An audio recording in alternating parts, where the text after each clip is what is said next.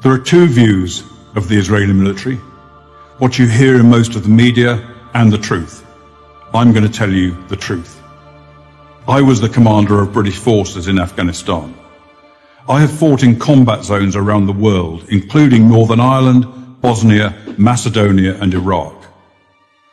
I was also present throughout the conflict in Gaza in 2014.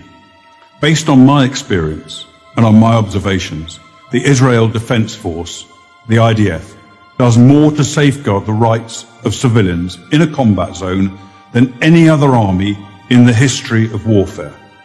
Why is this so? Firstly, Israel is a decent country with Western values run on democratic principles.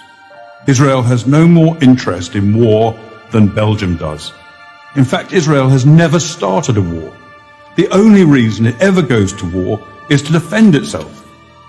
And it has to defend itself because, unlike Belgium, it is surrounded by countries and armed groups that want to destroy it.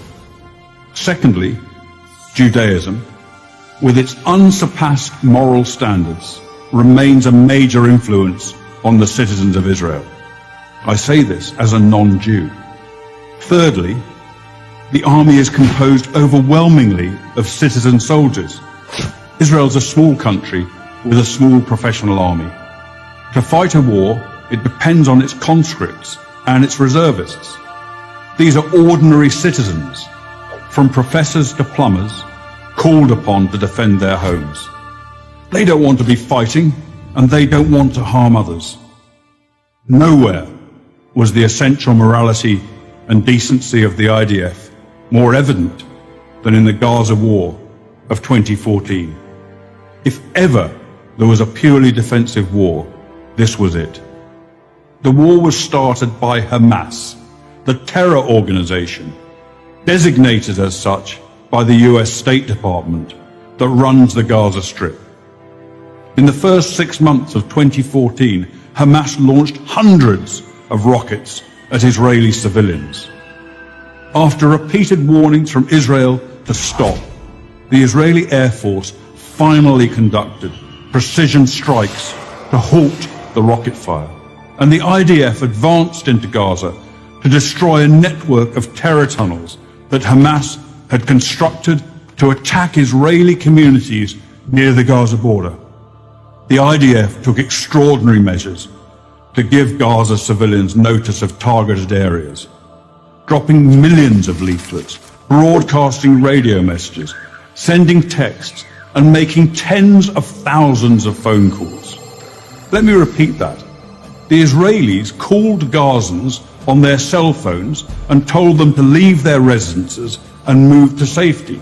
Never in the history of warfare has an army phoned its enemy and told them where they're going to drop their bombs.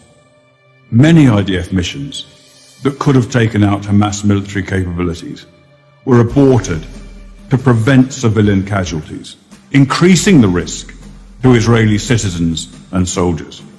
Despite all of this, of course innocent civilians were killed. Every war is chaotic and confusing, and mistakes are frequent. But mistakes are not war crimes. Hamas, on the other hand, committed war crimes as official government policy.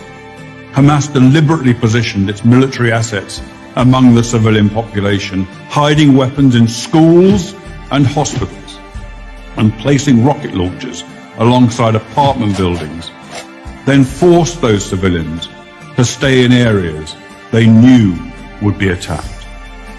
They also instructed their people to report the lie that every Gazan killed was a civilian, even if they were actually fighters.